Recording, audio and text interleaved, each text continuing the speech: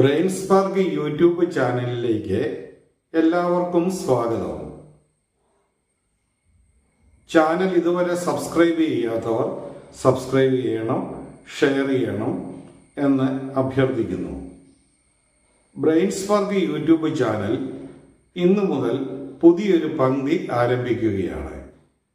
ഒരു അധ്യാപകൻ എന്ന നിലയിൽ നമ്മുടെ വിദ്യാർത്ഥികളുടെ ആഗ്രഹങ്ങളും അവരുടെ ചിന്തകളും സങ്കല്പങ്ങളും ഒക്കെ യാഥാർത്ഥ്യമാകണമെങ്കിൽ നല്ലൊരു കരിയർ ലഭിച്ചേ മതിയാവുള്ളൂ.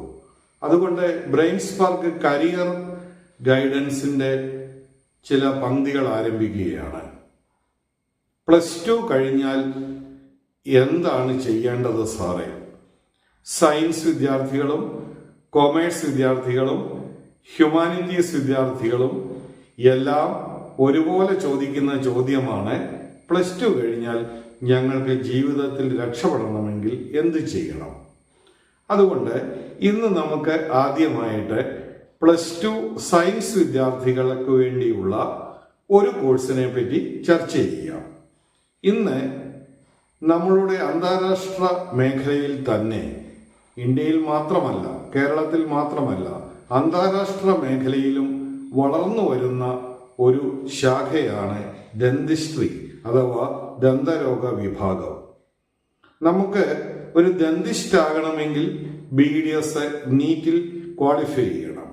അതിൻ്റെ ബിരുദാനന്തര ബിരുദ കോഴ്സായ MDS നമുക്ക് ക്വാളിഫൈ ചെയ്യണമെങ്കിൽ അതിനും ഓൾ ഇന്ത്യ നീറ്റ് എഴുതണം.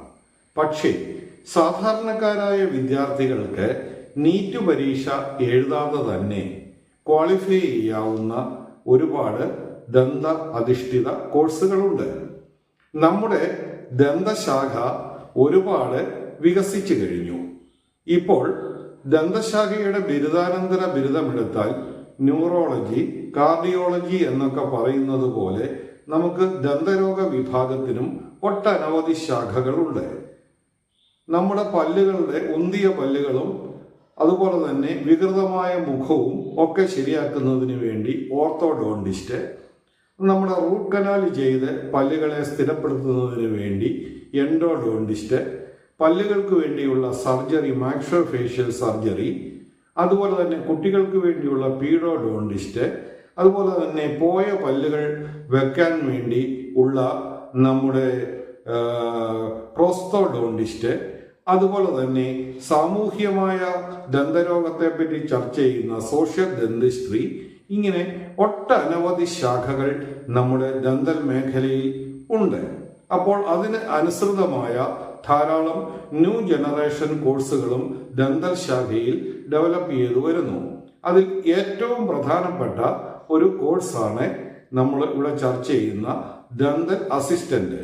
ഡോക്ടറെ ക്ലിനിക്കുകളിലും അതുപോലെ ഹോസ്പിറ്റലുകളിലും സഹായിക്കുക, അത്യാവശ്യ മരുന്നുകളും അത്യാവശ്യമായ ഉപകരണങ്ങളും ഒക്കെ എത്തിച്ചു കൊടുക്കുക, ഡോക്ടറുടെ ഒരു സന്തത സഹചാരിയായി നിൽക്കുക. ഇതാണ് ദന്തൽ അസിസ്റ്റന്റിന്റെ കടമ. ഈ ദന്തൽ അസിസ്റ്റന്റ് കൂടാതെ ഇപ്പോൾ BSc നഴ്സിംഗ് പോലെ തന്നെ BSc in dental science, dental nursing എന്ന് പറയുന്ന ഒരു കോഴ്സ് തന്നെ ഇപ്പോൾ അമൃത മെഡിക്കൽ കോളേജുകളിലൊക്കെ സ്റ്റാർട്ട് ചെയ്തിട്ടുണ്ട്. അതായത് അന്താരാഷ്ട്ര തലത്തിൽ നേഴ്സുമാരെ പോലെ തന്നെ ദന്തരോഗ മേഖലയിലും നേഴ്സുമാരുടെ ആവശ്യം, അത് പൂർണ്ണമായിട്ടും ക്വാളിഫൈ ചെയ്തിട്ടുള്ള നേഴ്സുമാരുടെ ആവശ്യം കൂടി വരികയാണ്. അപ്പോൾ ദന്തൽ അസിസ്റ്റന്റ് കോഴ്സ് എന്ന് പറഞ്ഞാൽ 6 മാസം മുതൽ 1 വർഷം വരെ നീണ്ടു നിൽക്കുന്ന കോഴ്സാണ്.